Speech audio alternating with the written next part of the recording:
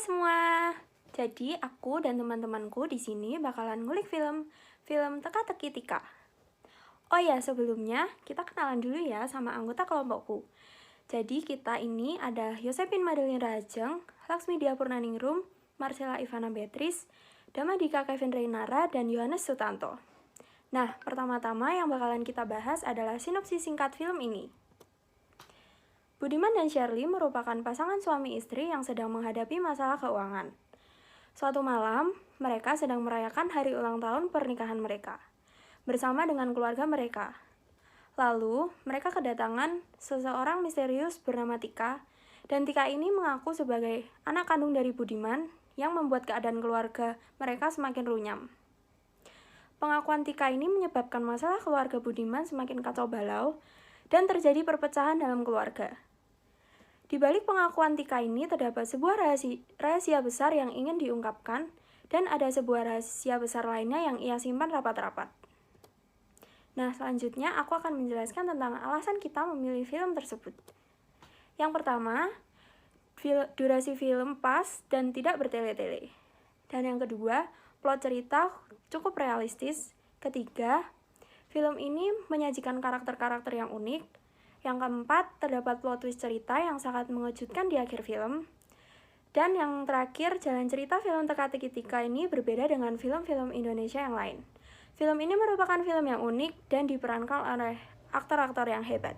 Yang pertama, kita akan membahas komunikasi intrapersonal apa saja yang ada dalam film Teka-teki Tika. Yang pertama itu adalah persepsi. Di sini diketahui bahwa Pak Budiman ini adalah seorang pengusaha kaya, dan di salah satu adegan menunjukkan bahwa dia pernah melakukan tindak korupsi bersama dengan pejabat dari Purbalingga. Di sini menunjukkan bahwa Pak Budiman pernah melakukannya, dan dia mempersepsikan bahwa korupsi itu tidak apa-apa dan itu hanya bisnis semata. Yang selanjutnya adalah memori. Nah, di sini ditunjukkan dengan kejadian Bu Shirley yang dia mengetahui bahwa Pak Budiman ini pernah berselingkuh. Dengan kemunculan Tika, dia menganggap bahwa Pak Budiman ini masih saja melakukan perbuatan selingkuh karena Pak Budiman pernah melakukannya di masa lalu. Hal ini menunjukkan bahwa Bu Shirley ini mengingat kembali kejadian yang pernah dia alami. Tika adalah seorang wanita yang tiba-tiba saja datang ke rumah keluarga Pak Budiman dan mengaku sebagai anak kandung dari Pak Budiman. Di sini, Tika menyatakan bahwa dia memiliki bukti akan perbuatan Pak Budiman. Yang sebenarnya Tika cari itu adalah kebenaran dari kematian Seto, suami istri yang merupakan asisten rumah tangga keluarga Pak Budiman. Mantan supirnya sudah meninggal dengan cara yang janggal sehingga menimbulkan perasaan ganjal. Hal inilah yang menjadi motivasi dari Tika untuk mencari penyebab kematian dari Seto. Pada akhir cerita, Pak Budiman mengakui semua perbuatannya. Ia mengatakan yang sebenarnya kepada keluarganya, kepada istri, asisten rumah tangganya, dan juga kepada Tika.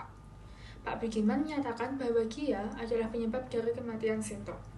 Pak Budiman pada akhirnya melakukan penalaran atas segala kejadian yang dialaminya. Dia memilih untuk menyatakan kebenaran agar semua pihak merasa puas. Ya, selanjutnya saya akan menjelaskan mengenai teori psikologi melalui psikologi interpersonal. Yang akan saya jelaskan adalah faktor personalnya. Ya, faktor personal yang pertama adalah melalui pengalaman. Ini dibuktikan dengan pengalaman Bapak Budiman yang pernah berselingkuh 1 kali, sehingga muncul persepsi dari Ibu Shirley bahwa tidak menutup kemungkinan Bapak Budiman ini bisa selingkuh lagi. Terlihat dalam scene bahwa Ibu Shirley ini percaya-percaya saja saat Tika bercerita kalau Bapak Budiman ini selingkuh dengan Wardani. Lalu faktor personal yang kedua adalah motivasi. Terdapat 2 motivasi di sini. Yang pertama adalah motivasi Mbak Sri sebagai asisten rumah tangga Bapak Budiman yang mencari keadilan karena ia tidak percaya bahwa suaminya telah bunuh diri. Motivasi yang kedua adalah motivasi Bapak Budiman sendiri yang merasa terancam karena kedatangan Tika yang memberikan sejumlah informasi mengenai keluarganya.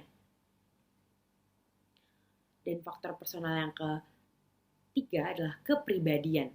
Ditunjukkan pada scene Budiman mabuk, lalu ia terpikirkan mengenai masa lalunya dan rahasia yang disimpannya tersebut. Kepribadian buruk Pak Budiman ini dalam memperlakukan Tika karena Tika mengetahui masa lalu Pak Budiman yang kelam. Kemudian kita akan membahas mengenai faktor situasional yang ada dalam film Teka-Teki Tika ini. Yang pertama ada deskripsi verbal. Deskripsi verbal dalam film ini terlihat ketika Tika datang dengan gerak-gerik dan cara bicara yang sangat meyakinkan bahwa dia adalah anak kandung dari Bapak Budiman. Hal ini membuat seluruh anggota keluarga Pak Budiman menjadi curiga terhadap Tika. Yang kedua, petunjuk proksemi. Dalam mengungkap kasus, Tika menggunakan jarak personal dalam penyampaian pesannya karena berlaku sebagai anggota keluarga dari Bapak Budiman. Yang ketiga, petunjuk kinesik dalam film ini terlihat ketika Tika bercerita bahwa dia sebenarnya adalah anak kandung dari Bapak Budiman. Lalu Pak Budiman merasa panik dan meresponnya dengan menyuruh Tika untuk diam. Hal ini memberikan kesan bahwa Pak Budiman merasa takut jika masa lalunya akan terbongkar di depan keluarganya. Lalu yang terakhir, petunjuk wajah terdapat dalam scene ketika Tika mengatakan bahwa Pak Budiman selingkuh dengan Wardani. Reaksi wajah Bu Shirley menunjukkan bahwa ia percaya karena sebelumnya Pak Budiman sudah pernah selingkuh. Sekian pembahasan dari kelompok kami. Terima kasih.